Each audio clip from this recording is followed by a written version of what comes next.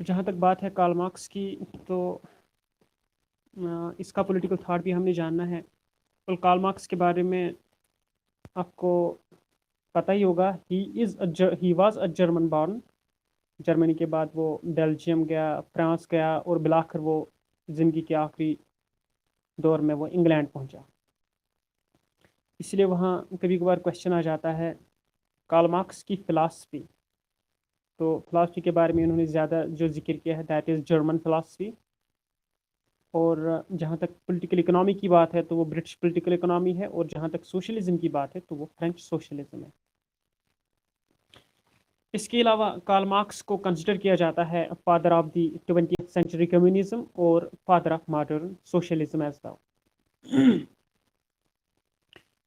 जहाँ तक बात है कार्ल मार्क्स की, तो इसने बहुत सारी किताबें लिखी है, इकलौते भी इसने बहुत सारी किताबें लिखी है, और कुछ किताबें इन्होंने शेयर की अपने जो इसको ज़िंदगी के आखिरी अय्याम में एक फ्रेंड मिला, फ्रेडरिक एंगल्स, उसके साथ उसने कुछ कंट्रीब्यूशन दिया बुक्स का। तो मैं लेटर ऑन बता दूंगा इसकी कौन सी किताब है और कलेक्टिवली इनकी कौन सी किताब है। लेकिन जहाँ तक हमने पढ़ना है इसका इन जनरल भी हम पढ़ते हैं, और दूसरा ये भी इन पर्टिकुलर हमने पढ़ना है इसका हिस्टोरिकल मटेरियलिज्म, इसकी क्लास और स्टेट। तो before going towards the nature of the historical materialism, you must know जो कार्ल मार्क्स ने हिस्टोरिकल मटेरियलिज्म को बयान किया है उसमें उन्होंने सोसाइटी के स्टेजेस बताए हैं। तो वो स्टेजेस मैंने आप लोगों के साथ अभी अभी शेयर किए। तो उन स्टेजेस में आता है 6 स्टेजेस उसमें आते हैं। जैसे पहला स्टेज आ जाता है प्रिमिटिव कम्युनिज्म। और प्रिमिटिव कम्युनिज्म क्या होती है, वहाँ लोग जो थे they were not having any knowledge of agriculture और केटल ब्रीडिंग। तो उनको कोई पता ही नहीं था कैटल ब्रीडिंग या एग्रीकल्चर के बारे में, बिल्कुल वो अनअवेयर थे, बिल्कुल वो अनअवेयर थे। तो वो जो स्टेज था that was the primary stage, and primary stage according two marks was primitive communism.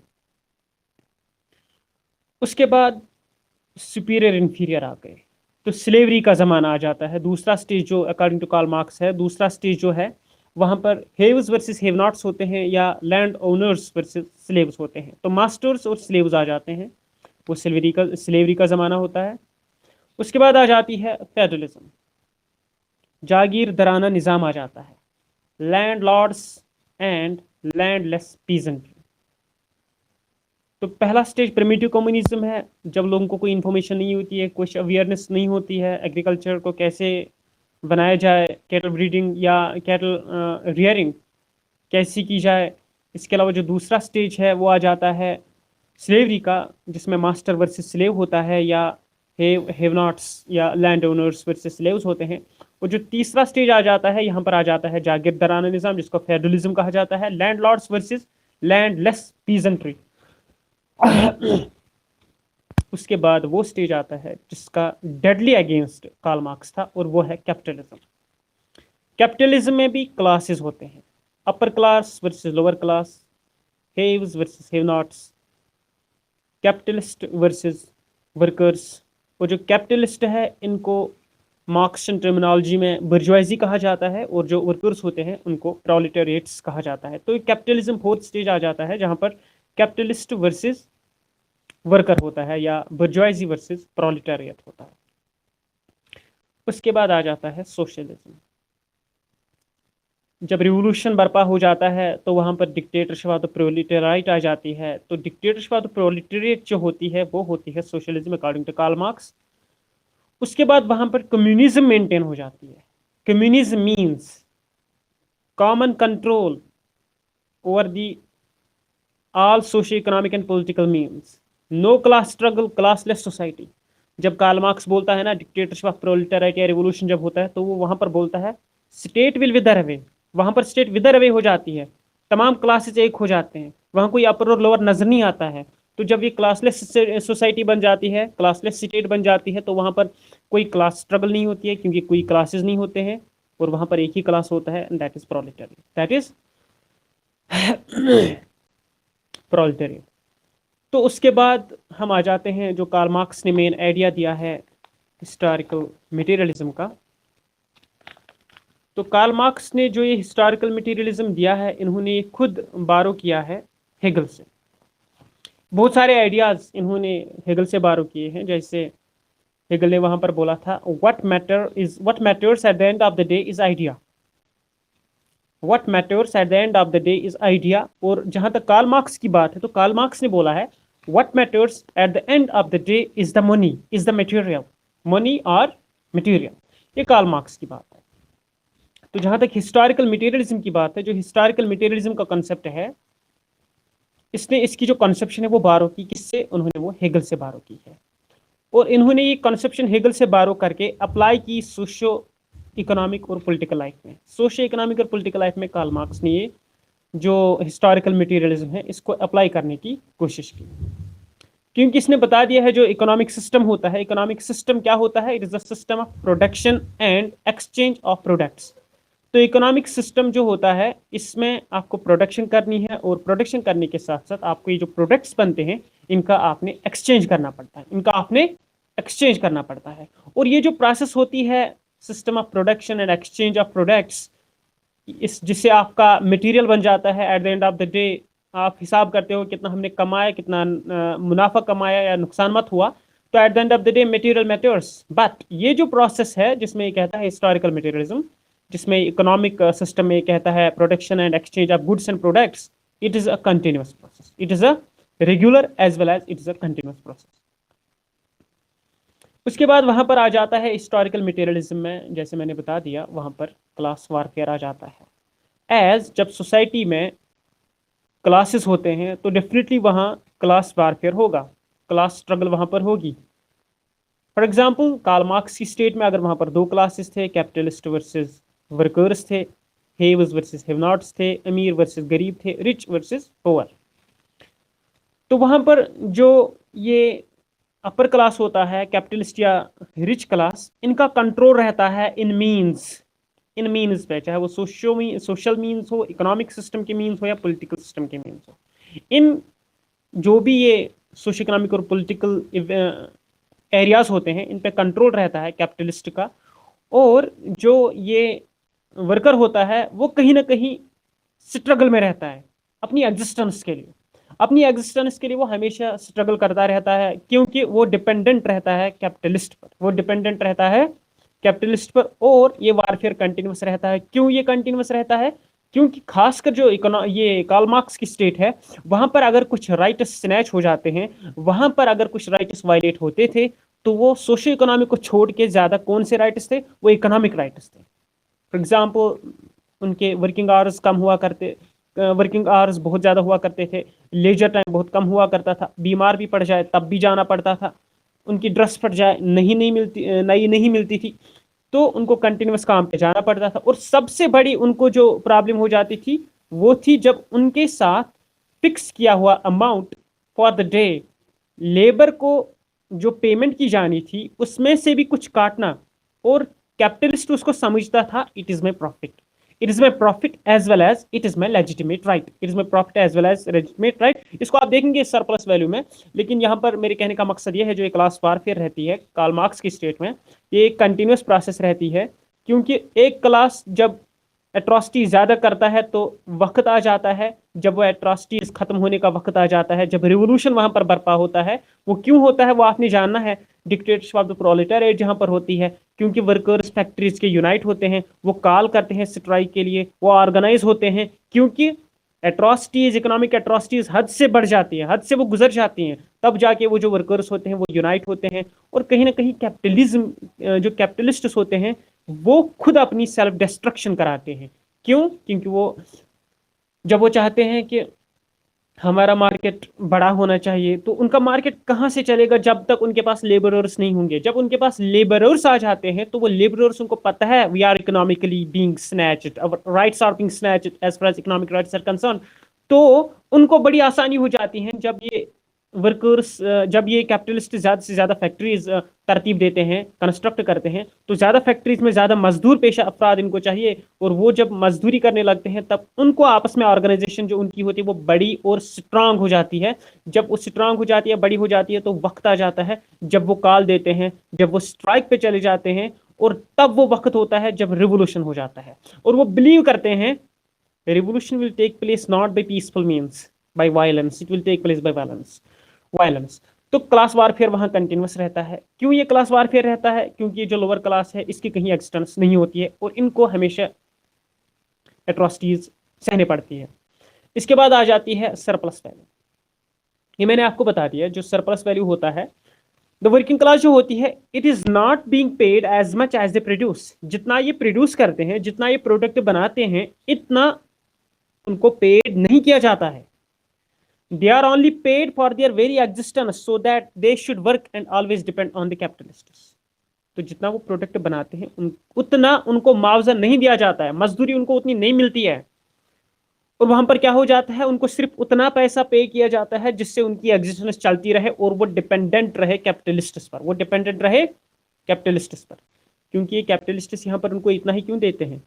क्योंकि ये जो कैपिटलिस्ट्स होते हैं, they are having the tendencies to save something from the labour. तो ये जो कैपिटलिस्ट होते हैं, इनको टेंडेंसी होती है to save something from the labour of every labourer. हर मजदूर के हिस्से से कुछ पैसे काटना, कुछ परसेंटेज काटना और उसको क्लेम करना, it is my legitimate right and it is my profit. This is surplus value, this is surplus value. तो ये मोनोपोलिस्टिक टेंडेंसीज होती है। तो कैपिटलिस्ट यहाँ पर एट्रोसिटीज बढ़ाता है। तो वहां पर इकोनॉमिक राइट स्नैच होते थे। तो यहाँ पर आपने सरप्लस वैल्यू में देखा, एक लेबरर को जितना वो प्रोडक्ट प्रोड्यूस करता है उतना उसको पे नहीं किया जाता है, क्योंकि ये जो कैपिटलिस्ट होता है ये चाहता है ये मुझ पर डिपेंडेंट रहे। डिपेंडेंट रहने के साथ साथ डिपेंडेंट रहने के लिए उसको उतना ही पे किया जाता है जितनी रकम से उसकी एग्जिस्टेंस चलती रहे। तो पूरी रकम उसको नहीं मिलती है, और इस कैपिटलिस्ट को ये टेंडेंसी रहती है to save the labour from every labour. कुछ पैसे हर एक लेबर से काटना और उसको क्लेम करना, it is my legitimate right और इट इज माई प्रॉफिट। तो ये सरप्लस वैल्यू है। उसके बाद आ जाती है डिक्टेटरशिप ऑफ द प्रोलेटाराइट। तो मैंने आपको बता दिया, मार्क्स ने बोला था स्टेट विल विदर अवे। तो यहाँ पर जो डिक्टेटरशिप ऑफ द प्रोलेटाराइट है, Marx was of the view that under the present conditions of capitalism, जो under present conditions of capitalism जब ये एट्रोसिटीज बढ़ जाती है तो जो वर्किंग क्लासेस होते हैं वो ऑर्गेनाइज होते हैं। क्योंकि ये जो इकोनॉमिक एट्रोसिटीज होते हैं, इकोनॉमिक प्रॉब्लम्स होते हैं, इकोनॉमिक राइट्स वायलेट किए जाते हैं, सरप्लस वैल्यू काटा जाता है, इनको कंसिस्टेंटली बनाया जाता है कि आप डिपेंडेंट हम पे रहो, आप डिपेंडेंट हम पे रहो। इतना जितना वो प्रोड्यूस करते हैं उतना उनको रकम नहीं मिलता है। इसके अलावा बाकी इकोनॉमिक राइट्स उनके स्नैच किए जाते हैं। तो ये सारी चीजें जब हद से बढ़ जाती है, ये बढ़ जाती है ताकि मिट जाए, ये बढ़ जाती है ताकि मिट जाए। और ये जो वर्कर्स होते हैं, ये जो वर्कर्स को मार्क्स लैंग्वेज में प्रोलेटेरियंस कहा जाता है, ये जो प्रोलेटेरिएट्स होते हैं या ऑर्गेनाइज होते हैं, तो नजदीक नजदीक जो फैक्ट्रीज होते हैं वो सारे मजदूर कॉल देते हैं कि हम काम पे नहीं जाएंगे, हमारे साथ बुरा सलूक हो जाता है, हमारे राइट स्नैच होते हैं। तो वहां पर जब ये एट्रोसिटीज बढ़ जाती है, उधर से प्रोलेटाराइट्स जो होते हैं, ये मजदूर पेशा लोग, वर्कर जो होते हैं, ये ऑर्गेनाइज होते हैं। जब ये ऑर्गेनाइज होते हैं तो वहां पर रोनमा होता है, रिवोल्यूशन रोनमा होता है, और वो जो रिवोल्यूशन वहां चला जाता है उसका नाम दिया जाता है dictatorship of the proletariat. Dictatorship of the proletariat. ये dictatorship of the proletariat revolution कामयाब क्यों हो जाता है? क्योंकि जो हर एक मजदूर से सेविंग्स, फॉर एग्जाम्पल जितना भी मजदूर बनाते हैं, पैसे कमाते हैं कैपिटलिस्ट, उनको सेविंग्स हो जाती है, चाहे वो सरप्लस वैल्यू से है या बाकी प्रोडक्ट के बेचने से। तो धीरे धीरे क्या हो जाता है, उनको सेविंग्स बन जाती है। लेकिन वहां से जब ये एट्रोसिटीज बढ़ जाती है तो सडनली ये जो मजदूर पेशा लोग होते हैं ये ऑर्गेनाइज हो जाते हैं। जब ये ऑर्गेनाइज हो जाते हैं ये काम पे नहीं जाते, ये काम पे नहीं जाते हैं। जब ये काम पे नहीं जाते हैं तो कैपिटलिस्ट की फैक्ट्री का कोई प्रोडक्ट बाहर नहीं जाता है, क्योंकि कोई प्रोडक्ट बनता ही नहीं है। क्योंकि जो वर्कर्स होते हैं वो स्ट्राइक पे है, they are not ready to work, they are not ready to produce the products. जब वो तैयार ही नहीं है प्रोडक्ट बनाने के लिए, और उधर से सेविंग्स जो होती है कैपिटलिस्ट्स की, पुरानी सेविंग्स, वो आहिस्ता आहिस्ता खत्म हो जाती है। जब वो आहिस्ता आहिस्ता खत्म हो जाती है और नतीजा ये निकलता है, वो रोड पे आ जाते हैं। किन के साथ वो रोड पे आ जाते हैं? With the workers, with the have nots. वो वर्कर्स के साथ रोड पे आ जाते हैं। जब वो रोड पे आ जाते हैं तब हमें पता चलता है देयर इज नो इंफीरियरिटी और superiority, there is no not two classes. वहां कोई हैव नॉट्स पता ही नहीं चलता है। और जो वहां पर मैक्सिमम पॉपुलेशन होती है, क्योंकि जो कैपिटलिस्ट्स होते हैं वो हमेशा कम तादाद में होते हैं, एलिट्स होते हैं वो, और जो ये वर्कर्स होते हैं वो बहुत ज्यादा तादाद में होते हैं। तो जहां पर ये सारे रोड पे आ जाते हैं, कैपिटलिस्ट सेविंग खत्म होने के बाद वो भी रोड पे आ जाते हैं, तो वहां पर जो मैक्सिमम लोग होते हैं वो होते हैं मिडिल क्लास, या जिनको हम हैव नॉट्स कहते हैं, या जिनको हम वर्कर्स कहते हैं। तो वहां से कायम हो जाती है उनकी dictatorship, that is dictatorship of the proletariat. Whole communities having the rights over everything, पूरी कम्युनिटी को, पूरे क्लासेस को, जो भी एक ही क्लास रहती है, पूरे लोगों को राइट्स रहते हैं। फिर वो अपनी रिस्पॉन्सिबिलिटी, हर एक जिसका जो स्किल होता है, हर एक अपनी अपनी रिस्पॉन्सिबिलिटी लेता है to contribute towards the society, to contribute towards the society. तो वहां पर स्टार्ट हो जाती है dictatorship of the proletariat, dictatorship of the proletariat. उसके बाद आ जाती है वहां पर क्लासलेस सोसाइटी। तो जब डिक्टेटरशिप ऑफ द प्रोलेटाराइट है तो वहीं पर क्लासलेस सोसाइटी है, क्योंकि मैंने आपको बता दिया है जब ये ऑर्गेनाइज होते हैं, जब ये कॉल देते हैं स्ट्राइक के लिए, जब ये प्रोडक्ट नहीं बनाते हैं, फैक्ट्रीज में नहीं जाते हैं, उधर से कैपिटलिस्ट की सेविंग खत्म हो जाती है। जब उनकी सेविंग्स खत्म हो जाती है वो भी रोड पे आ जाते हैं। तो रोड पे ना कोई अपर क्लास होता है ना कोई लोअर क्लास होता है, तो वहां पर सभी एक जैसे होते हैं। तब जाके वहां पर जो स्टेट रहती है, सोसाइटी रहती है, that is a classless state और क्लासलेस सोसाइटी, क्लासलेस स्टेट और क्लासलेस सोसाइटी। इसीलिए मार्क्स ने बोला था state will विदर away, state will विदर away. तो ये वो चीजें थी जो हिस्टोरिकल मटेरियलिज्म में आती है। तो हिस्टोरिकल मटेरियलिज्म के इन फीचर से पहले मैंने आपको बता दिया स्टेजेस। तो स्टेजेस में जैसे कार्ल मार्क्स ने बोला था 6 स्टेजेस वहां पर होते हैं, जिसमें प्रिमिटिव कम्युनिज्म आता है। प्रिमिटिव कम्युनिज्म में मैंने आपको ये बता दिया कि इसमें जो लोग होते हैं they are totally unaware about everything, about everything like agriculture का उनको कोई इनको कोई इल्मियत नहीं होती है। जो केटल रेयरिंग और ब्रीडिंग होती है उनके बारे में वो अनअवेयर होते हैं। तो ये प्रिमिटिव कम्युनिज्म में होते हैं, मतलब इनोसेंस एट इफेक्ट्स। तो प्रिमिटिव कम्युनिज्म में होती है। उसके बाद स्लेवरी का जमाना आता है, मास्टर वर्सेस स्लेव। फिर जागीरदाराना निजाम, दैट इज फेडरलिज्म आ जाती है, लैंडलॉर्ड्स वर्सेस लैंडलेस पीजेंट्री। उसके बाद चौथा स्टेज कैपिटलिज्म का आ जाता है। और कैपिटलिज्म को कंसिडर किया है कार्ल मार्क्स ने दैट स्टेट को यूज करते हैं ये capitalists as an instrument of coercion, as an instrument of exploitation. तो state is used as an instrument of exploitation against the working class by the capitalists. तो capitalism में जो capitalists होते हैं उनका रहता है वर्सेस वर्कर्स, या कैपिटलिस्ट को हेव्स या बुर्जुआजी कहते हैं, और वर्कर्स को हैव नॉट्स और प्रोलेटेरिएट्स कहा जाता है। उसके बाद आ जाती है सोशलिज्म। सोशलिज्म में क्या होता है? Dictatorship of the proletariat. और जो अभी हमने देखा classless society, dictatorship of the proletariat के बाद जो क्लासलेस सोसाइटी आ जाती है that is known as communism, that is known as communism. उसके बाद वहां पर आ जाती है थ्योरी ऑफ स्टेट। तो थ्योरी ऑफ स्टेट, जो कार्ल मार्क्स की स्टेट थी, उसने अपनी स्टेट में क्या बताया है, स्टेट कैसी थी और कैसी होनी चाहिए। तो सबसे पहली बात ये होती है कि वो जो स्टेट देता है कार्ल मार्क्स, उसमें बोलता है क्रिटिसाइज या क्रिटिसिज्म ऑफ कैपिटलिज्म। वो क्रिटिक करता है, क्रिटिसाइज करता है कैपिटलिज्म का। क्यों? क्योंकि वो बोलता है I am deadly against capitalism because he felt it was theft, ये चोरी होती है, because it was based on exploitation and injustice of the poor people, of the lower classes. And these capitalists are using state, ये आप आगे देखेंगे, state on the side of capitalists. जो state होती है वो हमेशा किन के साइड होती है? अपर क्लास के साइड होती है। जो कंट्रोलिंग क्लास होता है, गवर्नर, जो गवर्न करता है वो क्लास, वो हमेशा स्टेट को यूटिलाइज करता है, स्टेट इंस्टीट्यूशंस को यूटिलाइज करता है अपने सेल्फिश मोटिव्स के लिए, अपने सेल्फिश मोटिव्स के लिए। तो इसी तरह यहाँ पर जो है critic of capitalism, criticise of capitalism, क्योंकि वो बोलता है I am deadly against capitalism because it is theft, because it is based on injustice, because it is based on exploitation of the working class or lower classes. तो पहला point आ जाता है उसकी state में क्रिटिसाइज ऑफ कैपिटलिज्म। और दूसरा आ जाता है रियल डेमोक्रेसी। वो बोलता है रियल डेमोक्रेसी जो होती है वहां पर इक्वलिटी होनी चाहिए, वहां पर क्या होनी चाहिए? इक्वलिटी होनी चाहिए। लेकिन यहाँ पर जो मोनोपोली ऑफ कैपिटलिस्ट्स है, मोनोपोली ऑफ कैपिटलिस्ट्स है वो इन डेमोक्रेटिक इंस्टीट्यूशंस, चाहे वो प्रिजन हो, पुलिस हो, जो भी अथॉरिटीज होती हैं, जो भी ऑफिस होते हैं, चाहे वो सोशो इकोनॉमिक या पॉलिटिकल ऑफिस होते हैं, ये कैपिटलिस्ट्स, ये एलिट्स जो होते हैं, ये इन ऑफिस को अपने सेल्फिश मोटिव्स के लिए यूज करते हैं।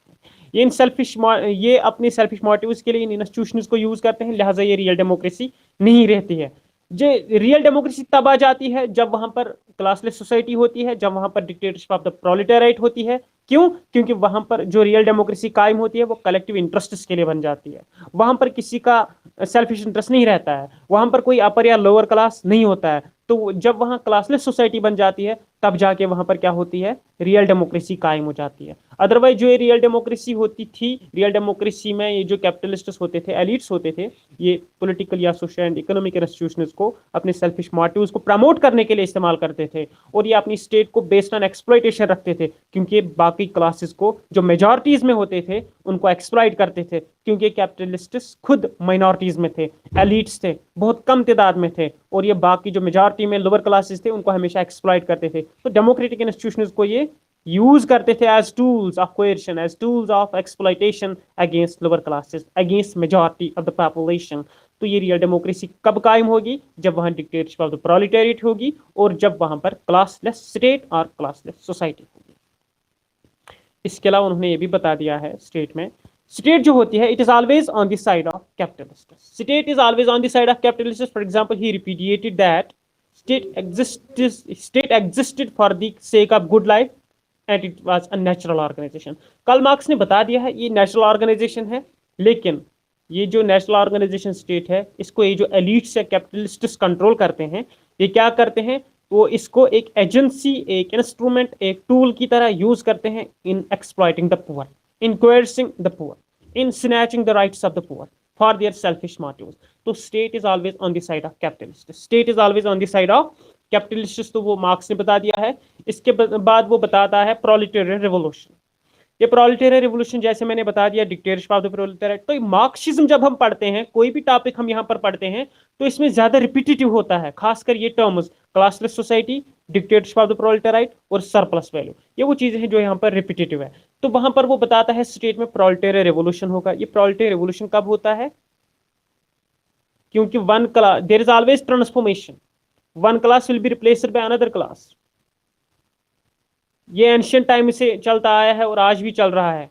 तो मार्क्स तब बता रहा था one class will replace another class, transformation, social transformation will take place, class transformation will take place. तो वहां पर जो कैपिटलिस्ट्स होते हैं वो कभी सड़क पे आ जाएंगे, रोड पे आ जाएंगे, तब जाके वहां कॉमन डिक्टेटरशिप, कॉमन ये डिक्टेटरशिप ऑफ द प्रोलेटारिएट होगी, कॉमन ओनरशिप राइट्स होंगे लोगों के मींस ऑफ प्रोडक्शन पे।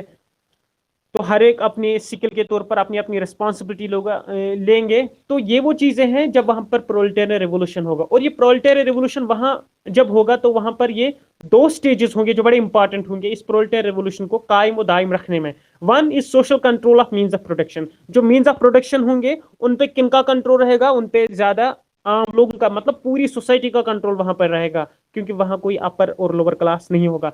तो social control of means of production, social control means whole society is control over the means of production. इसके अलावा उन्होंने वहां बता दिया है डिक्टेटरशिप ऑफ द प्रोलेटाराइट। ये कब कायम होती है, व्हेन रिवोल्यूशन आकर्स देयर, जब वहां रिवोल्यूशन हो जाता है तब वहां पर डिक्टेटरशिप ऑफ द प्रोलेटाराइट कायम हो जाती है। तो डिक्टेटरशिप ऑफ द प्रोलेटारिएट वहां कायम हो जाती है और सोशल मींस ऑफ प्रोडक्शन आ जाते हैं। तो ये वो दो स्टेजेस है जहां पर हम बोलते हैं प्रोलेटेरियन रिवोल्यूशन, जहां पर हम बोलते हैं प्रोलेटेरियन रिवोल्यूशन। तो कैपिटलिज्म का कार्ल मार्क्स क्रिटिसाइज करता है। और स्टेट, जहां तक स्टेट की बात है, एक और पॉइंट है नेचर ऑफ स्टेट क्या था वहां पर।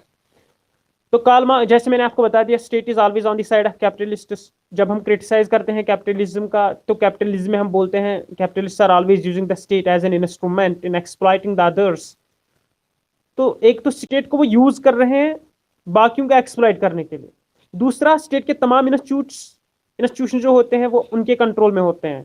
तो स्टेट बाउंड है, it is always on the side of the capitalists. तो यहां पर जो नेचर ऑफ स्टेट है वो यही है, it is expressing the will of the ruling class, it is expressing the will of the ruling class। क्योंकि ये जो स्टेट है, चाहे इसकी आर्मीज है, इसके प्रिजनर्स है या बाकी इंस्टीट्यूशंस है, ये हमेशा क्या करते हैं, they are working to safeguard the rights and interests of the ruling class. तो जो नेचर ऑफ स्टेट है, it is always working for the ruling class, it is always working for the ruling class. और नतीजा क्या निकलता है, जो present society या स्टेट होती है, जो वहां पर डिक्टेटरशिप ऑफ द प्रोलेटारिएट हो जाती है, it is bound that state will be changed, state would be changed. और जब वहां स्टेट चेंज होगी, ये स्टेट चेंज होगी not by peaceful means but by force, by violence. तो मार्क्स वहां पर ओपनली बोलता है कि स्टेट का नेचर जो होता है, इसके जितने भी मैनेजमेंट इंस्टीट्यूट्स होते हैं वो हमेशा रूलिंग क्लास के हाथ में होते हैं, और रूलिंग क्लास उनको यूटिलाइज करता है अपने सेल्फिश मोटिव्स या इंटरेस्ट्स के लिए, तब वहां पर टाइम आएगा, वहां पर जब टाइम आएगा तो वहां पर क्या होगा, वहां पर रेवोल्यूशन बर्पा होगा, और ये रेवोल्यूशन टेक प्लेस करेगा not by peaceful means but because of force, but because of force और वायलेंस। उसके बाद वो डेमोक्रेसी की बात वहां करता है। ठीक है, डेमोक्रेसी में जो पावर है, आपने इक्वलिटी मेंटेन करनी है, जस्टिस मेंटेन करनी है, लेकिन यहाँ पर जो डेमोक्रेसी है, जैसे सारे स्टेट के इंस्टीट्यूट्स कैपिटलिस्ट्स के हाथ में है, तो वहाँ पर जो डेमोक्रेसी है ये कैपिटलिस्ट्स के हाथ में जब सारे इंस्टीट्यूट्स रहते हैं, तो वो डेमोक्रेसी वहाँ पर कैपिटलिस्ट्स को हेल्प करती है in retaining and maintaining their power, in retaining and maintaining their power और अथॉरिटी। तो वहां पर जो वर्किंग क्लास होता है उनको क्या करना चाहिए, उनको मौके तलाश करने होंगे, कब जाके हम ऑर्गेनाइज होंगे, जब हम ऑर्गेनाइज होंगे तब हम बैटल फील्ड में क्या करेंगे, we will win the battle for democracy. जब वो ऑर्गेनाइज होते हैं, वो वर्किंग क्लास, वो इक्वलिटी के लिए लड़ रहे हैं, जब वो, उनको हमेशा ये कोशिश करनी चाहिए अगर हम ऑर्गेनाइज हो रहे हैं तो हमें ये बैटल जीतना है। कौन सा बैटल, बैटल फॉर डेमोक्रेसी। जब वो बैटल फॉर डेमोक्रेसी जीत जाएंगे, that means the capitalist should not be given an opportunity to misuse the democratic institutions. क्योंकि बैटल फॉर डेमोक्रेसी, जब डिक्टेटरशिप ऑफ प्रोलेटाराइट में कौन जीतते हैं, प्रोलेटाराइट्स, मजदूर पेशा लोग, हैव नॉट से वर्किंग क्लास, उसके बाद वो कोई भी मौका नहीं देते हैं, कोई मौका नहीं छोड़ते हैं कि कैपिटलिस्ट फिर से आए और डेमोक्रेटिक इंस्टीट्यूशंस का मिसयूज करें, उनको अपने सेल्फिश इंटरेस्ट के लिए उनका मिसयूज करेंगे। नहीं, वहां पर वो डेमोक्रेसी को बहाल करते हैं bye winning the battle for democracy through revolution. तब जाके वहां पर डिक्टेटरशिप ऑफ द प्रोलेटाराइट कायम हो जाती है, और जो सोसाइटी बन जाती है वो बन जाती है क्लासलेस सोसाइटी, क्लासलेस सोसाइटी। तो बाकी जो मैंने आपको इंपॉर्टेंट चीजें बताई है, जो थ्योरी ऑफ एलिनेशन आ जाती है, तो थ्योरी ऑफ एलिनेशन कहां पर आ जाती है, थ्योरी ऑफ एलिनेशन जब इंसान अपनी पहचान वहां पर खो देता है, तो बहुत सारी चीजें इसके लिए रिस्पॉन्सिबल होती है, प्राइवेट प्रॉपर्टी इसके लिए रिस्पॉन्सिबल होती है। इसीलिए उसकी जो सोशलिज्म थी कार्ल मार्क्स की, that was totally against private property, और उसने चाहा था कि सोशलिज्म मेंटेन हो। सोशलिज्म में क्या आ जाता है, state control means of production, state control means of production. Socialism को हम कम्युनिज्म भी बोलते हैं, सोशलिज्म को हम कम्युनिज्म भी बोलते हैं। इसके अलावा उन्होंने ये भी बता दिया, जो स्टेट होती है that is always a means of coercion or exploitation in the hands of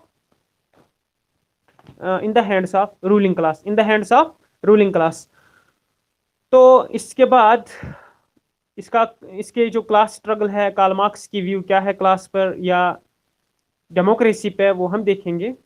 लेकिन बहुत सारी बुक्स वो है जो कार्ल मार्क्स ने अकेले लिखी हैं, और बहुत सारी वो बुक्स है जो उन्होंने, जो इनको जिंदगी के आखिरी अयाम में, आखिरी दौर में ब्रिटिश में इसका जो फ्रेंड मिला फ्रेडरिक इंग्लिश, उसके साथ उन्होंने कुछ बुक्स लिखी है, लेकिन मैं शेयर करूंगा लेटर ऑन। लेकिन फिर भी मैं आपको बताता चलूं, जो 2-3 बुक्स इन्होंने कलेक्टिवली लिखी है जो बड़ी पॉपुलर भी है, जो कार्ल मार्क्स और इंग्लिश ने लिखी है, उनमें फॉर एग्जांपल होली फैमिली आ जाती है, जो 1845 में इन्होंने लिखी है। तो होली फैमिली इनकी पहली कलेक्टिव एफर्ट थी, होली फैमिली इन 1805। उसके बाद 1845 में इन्होंने होली फैमिली लिखी है मार्क्स और इंग्लिश ने। उसके बाद जर्मन आइडियोलॉजी उन्होंने 1845 टू 46 लिखी है। तो होली फैमिली 1845 टू 1846 इन्होंने जर्मन आइडियोलॉजी लिखी है, और कम्युनिस्ट मैनिफेस्टो इन्होंने 1848 में लिखी है। तो कम्युनिस्ट आइडियोलॉजी इनकी तीसरी कलेक्टिव एफर्ट थी, और ये उन्होंने 1848 में लिखी है। बाकी ठीक है, अगर कार्ल मार्क्स का एक फ्रेंड है तो इसका मतलब ये नहीं है कि आप एंट्रेंस या बाकी एग्जाम्स के लिए सिर्फ कार्ल मार्क्स को पढ़ेंगे, आपने इसके बाद इंग्लिश का भी देखना है। इंग्लिश की कुछ किताबें हैं, क्योंकि पॉलिटिकल थॉट जब आप पढ़ते हो, चाहे वो इंडियन हो या वेस्टर्न यूरोपियन जो भी हो, जब आप कॉम्पिटिटिव में जाते हो तो वहां पर आपके सिर्फ ये फिलासफर्स की बुक्स नहीं आती हैं। फॉर एग्जाम्पल कोई आइडिया है यहाँ पर, जैसे आपने कंपेरेटिव पॉलिटिकल थियरी में शायद एनार्की या कंपेरेटिव में एनार्की सिस्टम या अथॉरिटेरियनिज्म पढ़नी है, तो हमने जानना है कौन कौन सा फिलासफर एनार्किस्ट है, कौन सा एनार्किस्ट मतलब कौन सा फिलासफर एनार्किज्म को सपोर्ट कर रहा है। इसी तरह जो मार्क्सिज्म है, इसके लिए लेनिन भी आ जाता है, ग्राम्स्की आ जाता है, हेबरमास आ जाता है, मार्क्यूज आ जाता है। लेकिन यहाँ पर जो कार्ल मार्क्स का फ्रेंड है फ्रेडरिक इंग्लिश, उसकी किताबें भी जाननी जरूरी है, वो मैं शेयर करूंगा, चाहे उसने एंटी धूरिंग लिखी है, ऑन अथॉरिटी लिखी है, या फैमिली प्राइवेट प्रॉपर्टी एक्स्ट्रा लिखी है। तो कार्ल मार्क्स और की जो सेपरेट कंट्रीब्यूशन है वो मैं शेयर कर दूंगा, इंग्लिश के सेपरेट कंट्रीब्यूशन क्या है वो मैं शेयर कर दूंगा, और रही बात इनका कलेक्टिव एफर्ट क्या रहा है, वो भी मैं लेटर ऑन शेयर कर दूंगा। और बाकी जो इसमें पेंडिंग रहा, we will discuss that tomorrow. और उसके बाद ही हम वेस्टर्न पॉलिटिकल थॉट मतलब कंक्लूड करेंगे।